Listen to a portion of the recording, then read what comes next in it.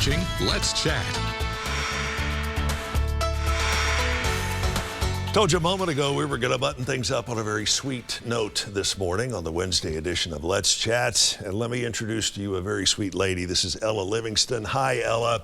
Ella is with, let me rephrase this. Ella is Coco Asante. Yes. Tell me what Coco Asante is. Yes, so Coco Asante, we're a local chocolate company here in Chattanooga, and we create artisan chocolates that are literally almost too pretty to eat. And we like to source really beautiful ingredients from local companies, Black-owned companies, women-owned companies, veteran-owned companies, just to highlight and showcase other businesses. See, you go to a guy like me and go, what's your favorite chocolate? And I always go, the next one.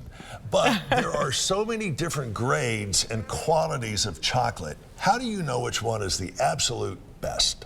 Well, so I would say best is subjective to the person, right? But you really want to look at the ingredients.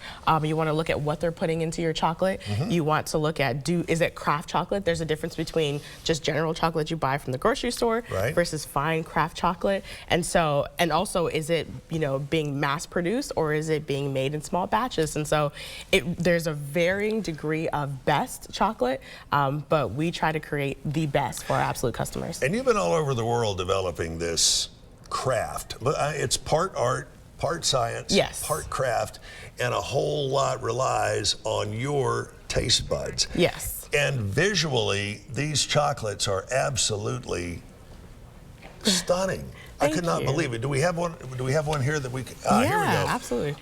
Now, as you mentioned, these look almost too good to eat. Yes. However, we'll eat them. Please do. We will eat them.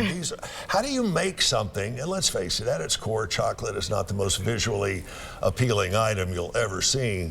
And then you look at something like this and you go, wow, how do you make them so visually stimulating? Well, I appreciate that you said that because we put a lot of work into making sure our chocolates are just as beautiful as they taste. And so we go through a long process. We do a lot of prep work. We polish our molds really well. We also use colored cocoa butter. That's what gives the chocolate that color.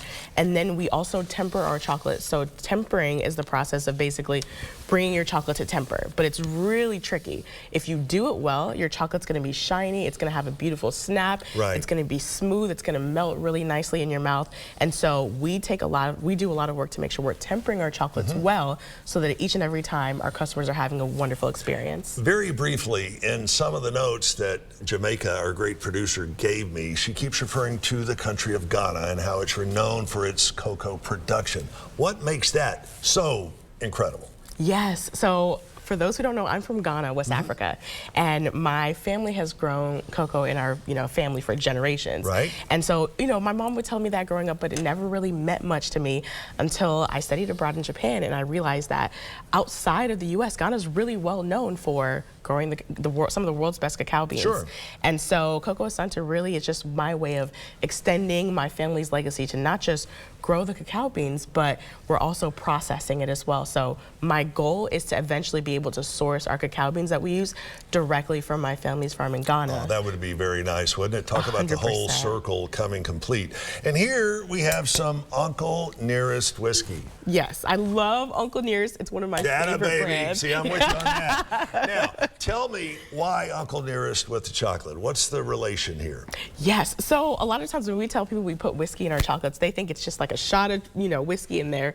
But we do a lot of formulation with the chocolate. So this one is a boozy almond. So there's a top layer of almonds, roasted almonds. And then the second layer is a dark chocolate ganache with whiskey inside of it. Now, we don't cook out our whiskey. And so, if you eat a box, you're going to feel a little good. Sure, no doubt about it. And because we want to make sure you're getting that full-bodied experience.